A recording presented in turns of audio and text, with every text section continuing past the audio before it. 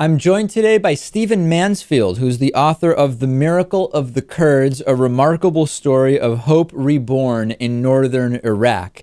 And I think a great place to start, Stephen, is your book focuses on northern Iraq, but it would be important, I think, for the audience to understand the Kurds as a group beyond just Iraq. So let's start there. Who are the Kurds?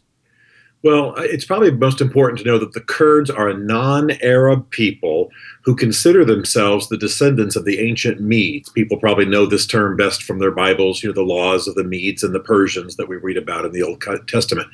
And they are a unique people in the Middle East, having lived largely in the mountains. Those who dislike them called them the hillbillies of the Middle East, but they're far more progressive than that. They have a strong sense of tradition, a strong sense of belonging, a strong sense of culture, and their graciousness, their hospitality, combined with their warrior code, their sort of poet warriors, some have said, makes them distinct in the Middle East. I think it's also important for people to know that they have been mistreated time and again, though they are certainly large enough to warrant their own homeland. Their region up in the north around the Zagros Mountains, overlaying parts of Turkey, parts of Iran, parts of Syria, and of course Iraq. Has not been, the boundaries have not been drawn in all of the treaties of Europe after World War I and in more recent times, so they could have their own homeland. So they've ended up being a minority people amongst many of the nations in the Middle East, and that, of course, is their historic complaint. What's brought them to international attention in recent decades, of course, is Saddam's atrocities against them. So we have this group that is largely, it's correct to say it's mostly a Sunni Muslim group, correct? That's correct. We have this group that has, they're predominantly living in specific areas of a variety of countries, as you've mentioned. One of the most interesting things to me about the Kurds is if we go back to the Ottoman Empire, right? We have these circumstances where in a lot of the recent conversations on corporate media, including the kind of kerfuffle on the Bill Maher program, one of the things that I think was missing from the analyses that was being made by everybody was that before the Ottoman Empire, pre-dissolution of the Ottoman Empire, the Muslim people were much more united as a people, so to speak, and that now you see very significant differences between Muslims in different parts of that part of the world. Something similar has happened with the Kurds, has it not, where they're no longer, even though they all, I guess we could say, share this general desire for a land that is their own, they are not really a unified group in any sense of the word. Well, the Kurds do have their divisions. They've had an embarrassing civil war right at a time they might have been taking their control of their own destiny into their hands, just after the no-fly zone in the early 90s. And of course, what really has caused them grief in recent years is that so much of what they have suffered, even during the Saddam years, was a result of mistreatment by their Islamic brothers. So I sat with the senior mullah of Kurdistan not too long ago, and he told me that he had no intention of letting the more extremist kind of Islam that had done them damage for so many years into his region. The Kurds are very moderate. They have women on their Supreme Court. They have women commanding Peshmerga troops, female entrepreneurs. There's a Christian department in the KRG, the Kurdish Regional Government. So they actually have a government devoted to Christians, devoted to Yazidis. They're very moderate, very open to other religious expressions, but you're absolutely right. They're suspicious of the surrounding Islamic world because that world has conspired against them so much in recent decades. Can you talk to us a little bit, Stephen, about, I think one of the most important things right now, because of all of the misinformation that is often spread about the so-called inherent violence of any population that is Muslim, I want to talk a little bit about the Kurds in that context so we can not kind of caricature them or lump them in with any group they don't deserve to be. In my research, I came across what I would call numerous individual or anecdotal instances, stories of kidnappings by Kurds, violence against Christian minorities by Kurds, etc. Contextualize it for us in terms of what can we look at these incidents as isolated in some way, and if so, why? Or what does it really tell us about the Kurds?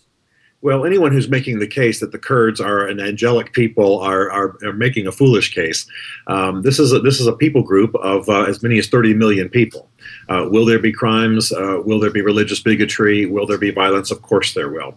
On the whole, though, what's appealing about the Kurds is their moderation, are the few, very, very few killings that took place once they had their affairs in their own hands and they were protected from Saddam. I would never try to make the case that there are people, free of violence, free of religious bigotry.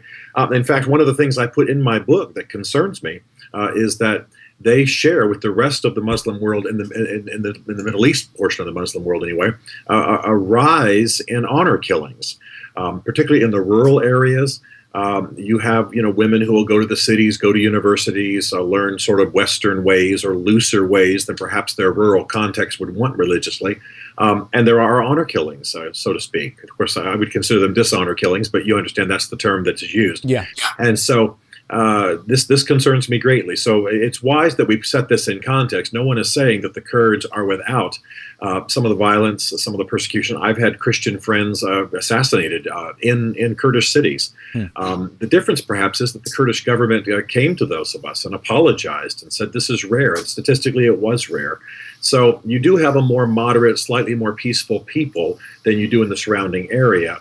But again, no one's claiming that they're angels, and they're subject to the same religious extremism as other peoples. With regard to the current battle against ISIS and the possibilities of any kind of alliance between the U.S. and the Kurds, how do you see the Kurds fitting into this current incursion that involves ISIS?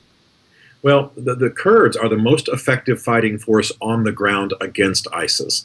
What's amazing about them, in my view, is that they still see themselves as a U.S. ally, despite the fact that the U.S. government has betrayed them time and again.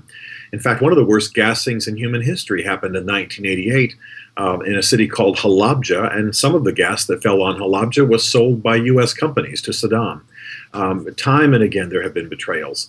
And yet the Kurds see themselves as U.S. allies. So they're willing to fight ISIS. They want to fight ISIS. They understand the threat of ISIS. What they need is arms from the West, particularly the U.S., and close air support. But they're very, very effective fighters. They've proven this time and again. They have a very strong martial tradition that goes back pre-Ottoman times, and then certainly was enhanced during the Ottoman times. They teach their young from the very beginning to fight, to shoot on one foot and then shoot on the other to develop balance and good targeting. And what's interesting about that to me, Stephen, not to interrupt, is that in many other contexts, hearing about a group that teaches their children how to fight would be seen as an incredibly negative and concerning thing, right? In other words, in the absence of a strategic, specific that would make that an advantage, we would say, we should be horrified that there's a group that is teaching its children how to shoot guns standing on one foot. And this is what concerns me, because time and time again, we've seen the U.S. arm groups that then we eventually end up fighting against our own weapons, right? And so what can you tell us about how this situation, if you believe it would be different, why would it be different than those countless situations the U.S. gets itself into? Well, I certainly understand your concern, and I wouldn't lay it aside at all. I think it's valid. The difference, perhaps, with the Kurds is they've proven themselves time and again. They are not invading other nations. They have never misused what material was given to them. They have no designs, no imperial designs. They have, I guess the best way to say it is they've proven themselves again and again. Now, whenever you arm a people, you take a risk. There's no question that you may see those weapons in another context. We've certainly seen that in Afghanistan. We've seen it elsewhere. But if there are any people on the earth that, in my view, have proven themselves time and again capable of restraint, capable of using the weapons for the purposes for which they were given, it's the Kurds. And that we're talking about decades now. That they have been a people, though they maintain a martial culture, it's not too unlike, a father in Alabama teaching his sons to hunt. I mean, it's approximately at that level. We're not talking about militias here for 16-year-olds or 14-year-olds.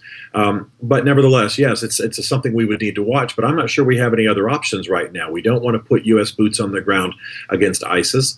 ISIS is only about 30,000 warriors. The Kurds, the Peshmerga, are 80 to 100,000. They just need arms, they need strategy, they need close support.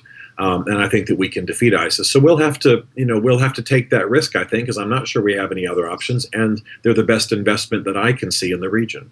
All right, very, very interesting. And the book is fascinating. To remind everybody, we've been speaking with Stephen Mansfield, and the book is The Miracle of the Kurds, a remarkable story of hope reborn in northern Iraq. Stephen, really a pleasure having you on. Thank you.